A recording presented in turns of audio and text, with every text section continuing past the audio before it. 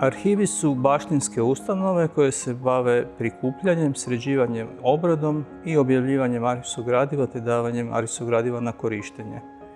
Iako se na području grada Varaždina arhivsko gradivo na različitim mjestima, a poglavito u Poglavarstvu Slobodnog i Kraljevskog grada Varaždina čuva već od srednjeg vijeka, arhiv je kao ustanova osnovana 1950. godine. Dakle, Državni arhiv u Varaždinu postoji sada nešto više od 70 godina i čuva arhivsko gradivo od početka 13. pa do početka 21. stoljeća.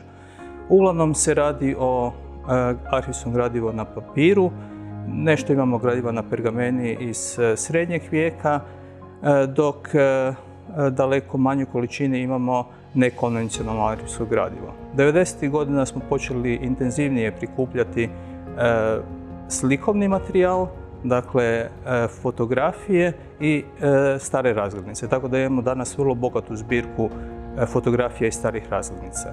Međutim, audiovizualno gradivo, kao što su VHS kazete, s kojim smo se susreli prvi put prošle godine, nismo do sada imali u svom fundusu.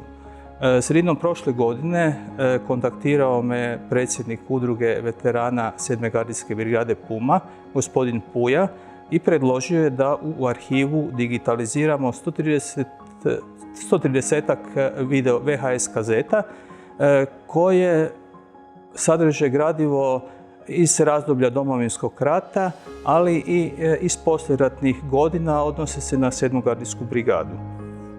To je se za mene u početku činio vrlo izazovan projekt, budući da nismo do tog vremena se susretali sa takvim načinom rada, nismo imali odgovarajuću opremu, a isto tako i naši stručni djelatnici nisu radili na takvim poslovima. Zbog toga sam zamolio gospodina Puju da nam da određeno vrijeme za razmišljanje kako bismo prikupili potrebne informacije što nam je sve potrebno za digitalizaciju analognih videozapisa i da li ćemo mi to biti u stanju i realizirati. Zapravo, moja početna ideja je bila da se gospodin Puja obrati Hrvatskom memorijalno-dokumentacionom centru Domovinskog rata u Zagrebu, međutim, gospodin Puja je želio da to ipak se digitalizira ovdje u Varaždinu. I nakon nekakvih 3 do 4 tjedna prikupili smo potrebne informacije, vidjeli smo da nam je dostupna oprema koja je potrebna za digitalizaciju, a isto tako i da naši djelatnici se mogu osposobiti za provođenje tog projekta.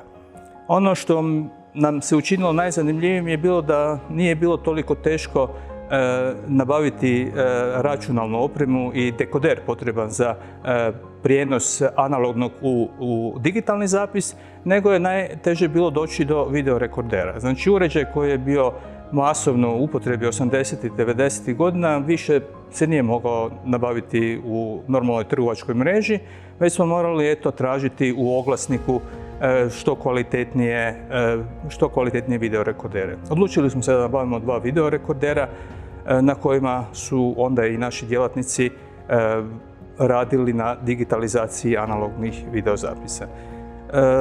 Radilo se zapravo o 136 VHS kazeta, što je na kraju rezultiralo nakon njihove digitalizacije sa 2 terabajta videozapisa i 250 sati snimaka. Dakle, kao što sam rekao, radi se o događajima iz Domovinskog rata, odnosno iz vremena od 1990.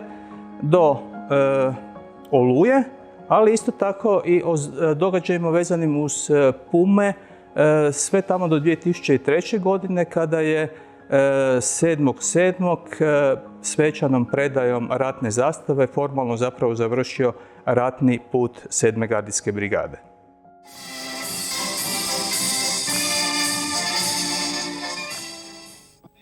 Što vam mora biti jasno, jeste da ste vi ne samo 7. brigada, nego da ste dio Hrvatske vojske, gdje ste vi vašim učešćem i borbom vratili dostojanstvo i poštivanje hrvatske nacije. Udruga veterana 7. gardijska brigada Puma naslijedila je od ugašene 7. gardijske brigade Puma.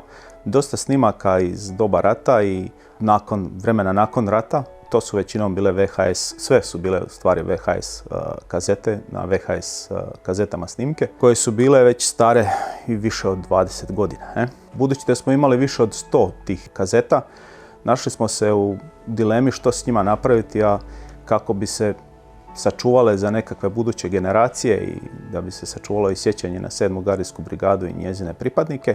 Došli smo na ideju da bi to bilo dobro digitalizirati, prebaciti danas u moderne neke formate digitalne, da nije baš više na tim zastarjelim VHS kazetama, koje su naravno i podložne vremenskim uvjetima, uništavanju i tako.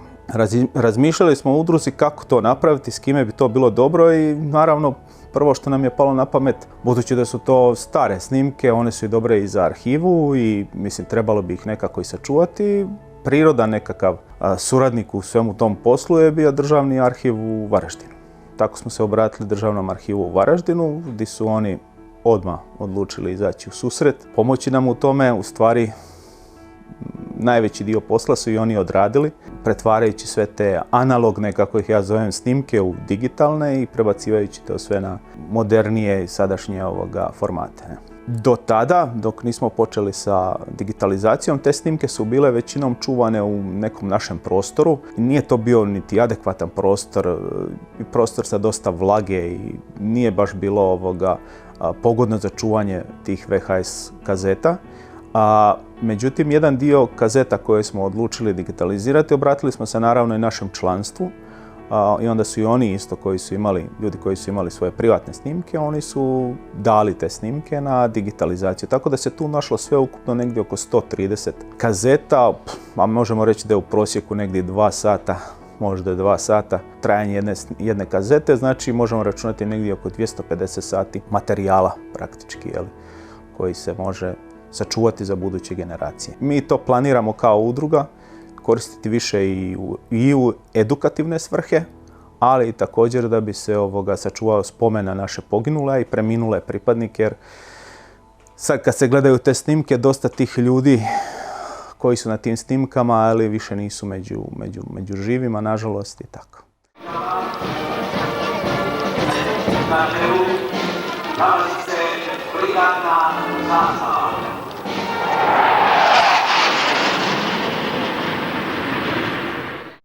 Mojim dolaskom u 7. gardijsku brigadu Puma, između ostalih temeljnih dužnosti, u jednoj situaciji postavilo se pitanje tko zna baratat VHS kamerom, tko zna to nešto raditi i ja sam se tu zatekao u toj situaciji, uhvatio se kamere i odradio sam posao onako kako se to moglo u tom trenutku i kako je se očekivalo. Što se tiče prijašnjih aktivnosti nisam imao doticaja sa videokamerom, ali sam se od rane mladosti bavio fotografijom, odnosno uvijek sam bio zaljubljenik u fotografiju, fotoaparate i nastojao sam uvijek zabilježiti neke trenutke koji su se meni učinili zanimljivima i koji bi mogli biti u budućnosti podsjetnik na ono što se događalo u prošlosti.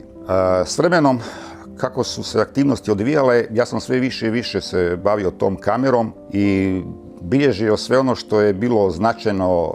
Tada još nismo niti znali za što bi to sve skupa moglo služiti, ali osnovna misao je bila dokumentirati sve ono što je bitno za djelovanje jedne gardijske postrojbe, način na koji se aktivnosti odvijaju i tako je otprilike kroz protokom vremena postavilo se i na neki način postalo jasno čemu nam te sve snimke mogu koristiti.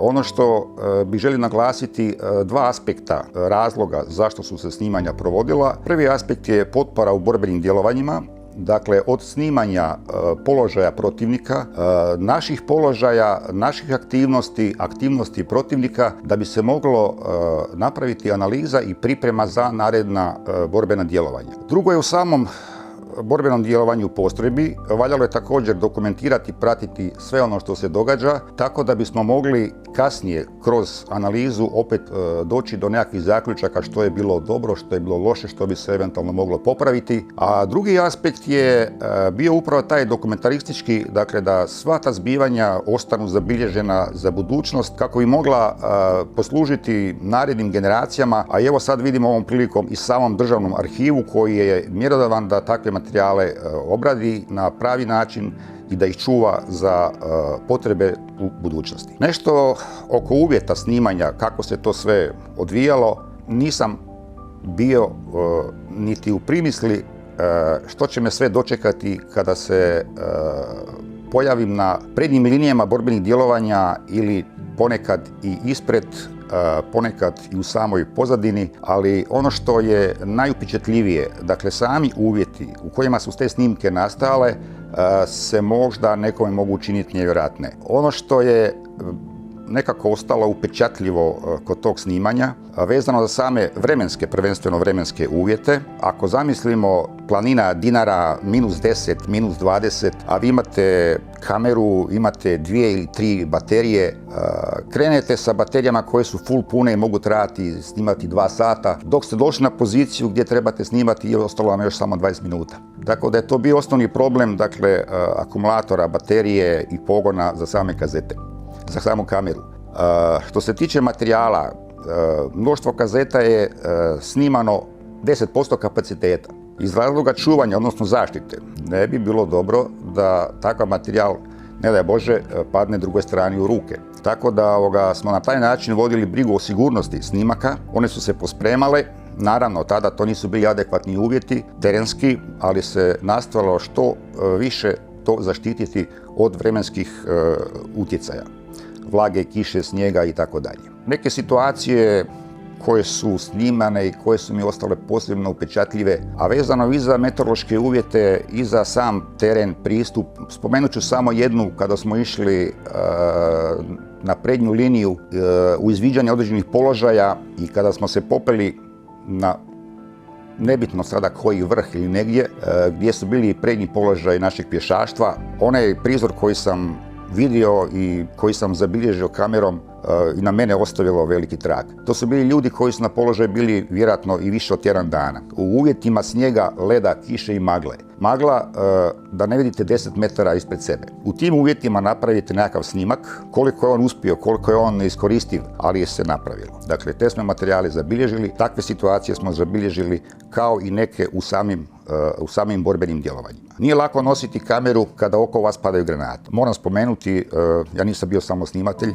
ja sam osim kamere i baterija uredno nosio i svoje osobno naoružanje, pušku, pištolj, tako da ne ispadne da sam samo nosio kameru. Dakle, prvo mi je bilo, koliko je bilo moguće, prvenstvena uloga snimiti događaje, a po potrebi i djelovati sa svojim naoružanjem. Gospodine ministre, početna stacija 7. gardijske brigade postrojena u vašu čast, spremna za spotru. Prijavak predao natporučnik Željko Bekar.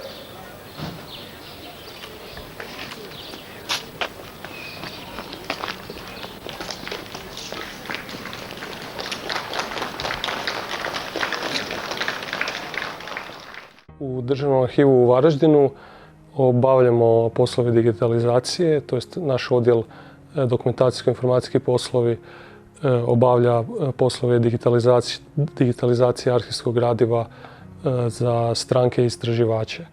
Dakle, za nas i za naš odjel digitalizacija nije bila neki novitet. U našem odjelu smo se do sad bavili digitalizacijom arhivskog gradiva, tako da nije sama digitalizacija novina za naš odjel i za Državni arhiv u Varaždinu, ali je ta digitalizacija obuhvaćala skeniranje i fotografiranje arhivskog gradiva, fotografija pisanog materijala i do sad se nismo susretali sa digitalizacijom audiovizualnog sadržaja.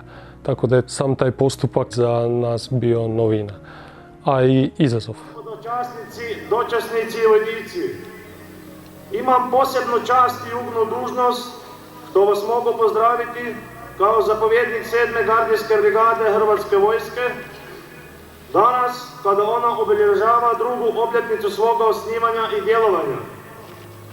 Naša brigada je nešto više od 2 godine postojanja doživjela brzi razvoj, tako da danas možemo sa ponosom reći da spada u najelitnije postrojbe Hrvatske vojske. U početku procesa digitalizacije, kako je to izgledalo? Dakle, bili su potrebni određeni tehnički preduvjeti da bi se uopće moglo pristupiti tom procesu. Morali smo nabaviti videotehniku, videorekordere, videoplayere, uređaje koji nisu već 15-ak godina na tržištu. Nakon toga, znači kad su tehnički preduvjeti bili zadovoljeni, morali smo formirati radni proces. Dakle, da znamo što radimo i koji su nam ciljevi. Dakle, kako je izgledao taj radni proces? Znači, njega bi mogli u 4 faze podijeliti. Prva faza bi obuhvaćala snimanje sadržaja VHS videokazete na računalo i u stvari stvaranje njene digitalne datoteke.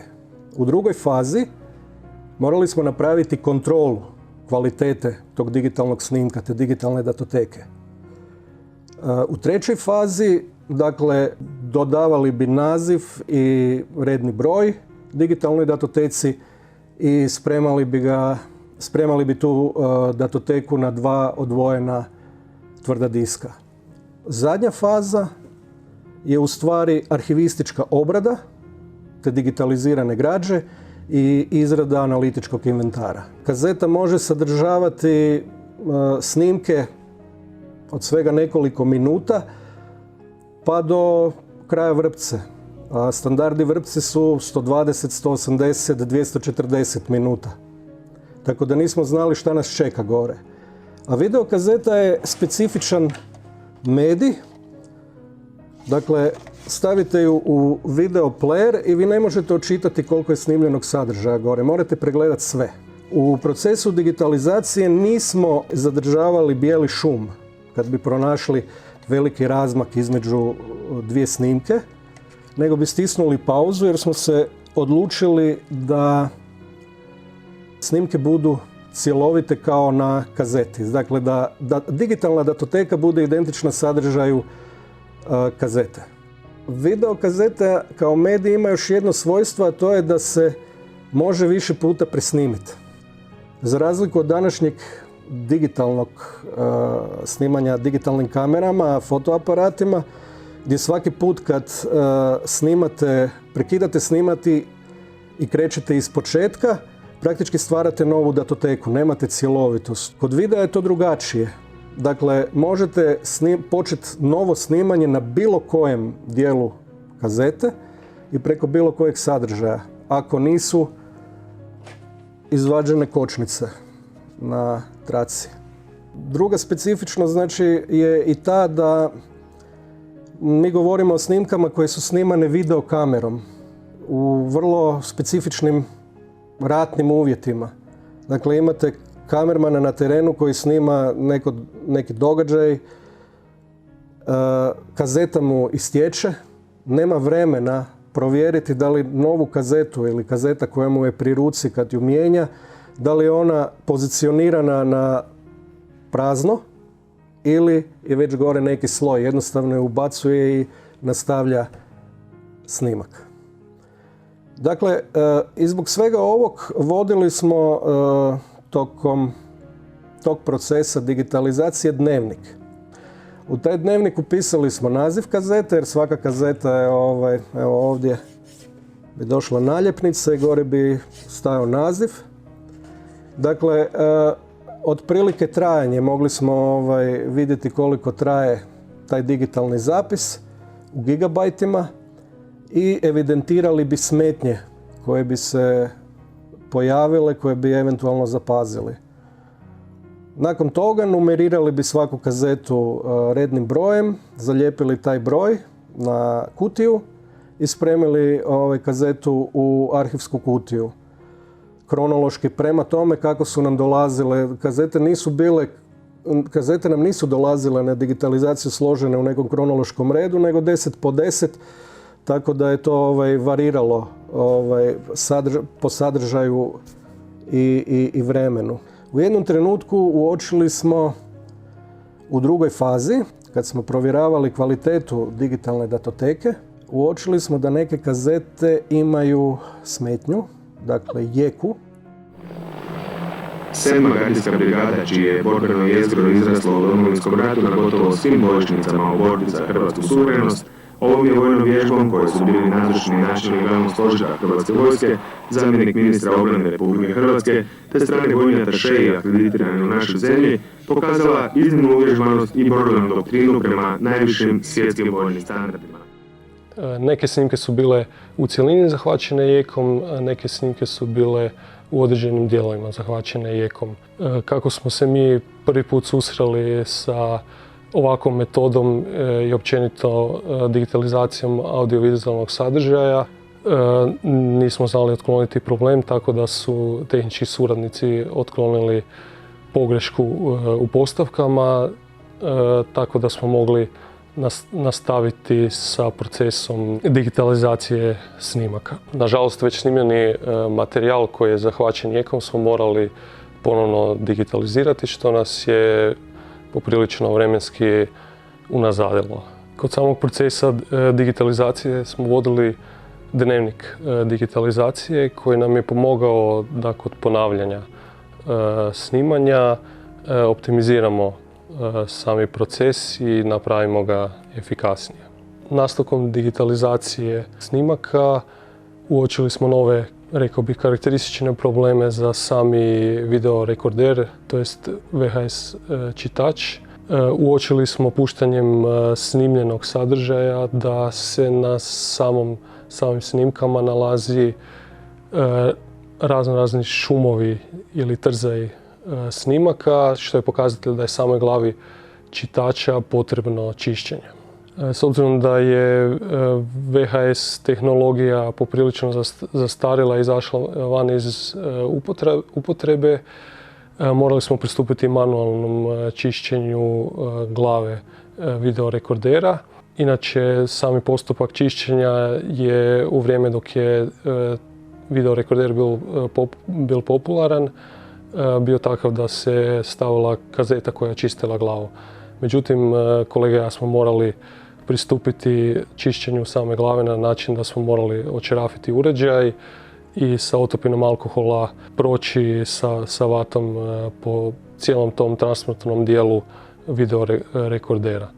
Nakon što smo očistili videorekorder, probali smo dalje digitalizirati, međutim i dalje se na nekim snimkama pojavljival taj šum trze snimke koji je pokazivao da glava nije uzrok te smetnje. S obzirom da smo imali i još jedan rezervni videorekorder, probali smo staviti te snimke koje su imale smetnje unutra i ponovno digitalizirati i na našu sreću, s obzirom vjerojatno da je i taj sami videorekorder novih datuma proizvodnje, snimke su bile dobro digitalizirane.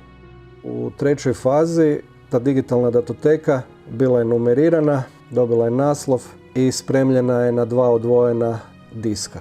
Trenutno se nalazimo u procesu, znači u finalnoj fazi gdje arhivistički obrađujemo ovo gradivo i izrađujemo analitički inventar u koji ćemo unijeti sve prikupljene podatke iz prethodnih faza. Digitalne datoteke dobit će svaka signaturu, a samim time i svoje mjesto u zbirci. I tada će gradivo biti spremno za korištenje. Osvojena je Dinara, osvojena je Bosansko Grahovo osvojeno i danas od 10 sati postrojbe 7. gardijske, postrojbe 4. gardijske ušle su u grad Knin i ovladale širom okolicom grada Knina i tvrđavom.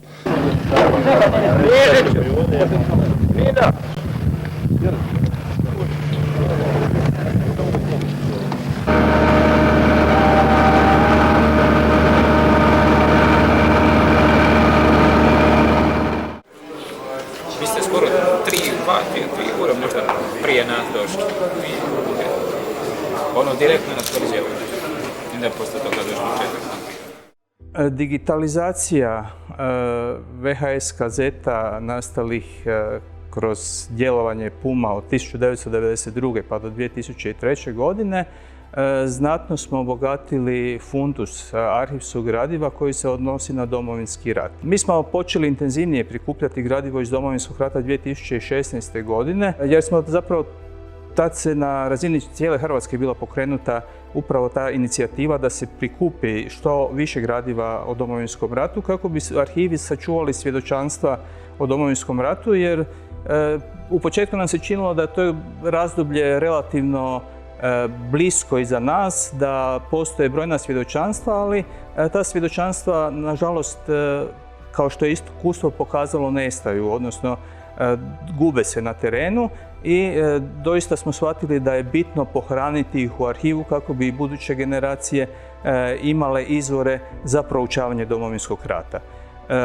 Do prošle godine uglavnom smo prikupili fotografski materijal, dakle većina je to fotografija nastalih na raznim bojištima diljem Hrvatske. Nešto je i pisane dokumentacije, a sada smo zapravo doista dobili vrlo bogat audiovizualni materijal. Nastojat ćemo i dalje prikupljati gradivo i pretpostavljam da će upravo aktivnost i prezentacija te aktivnosti na digitalizaciji gradiva Puma, koju ćemo predstaviti povodom Međunarodnog dana arhiva 9. lipnja ove godine, doprinijeti da će se i pojedinci koji u privatnim zbirkama posjeduju slično gradivo javiti u arhivu i omogućiti nam da doista još više proširimo zbirku posvećenu Domovinskom ratu i na taj način postanemo relevantan izvor za proučavanje tog važnog segmenta hrvatske povijesti.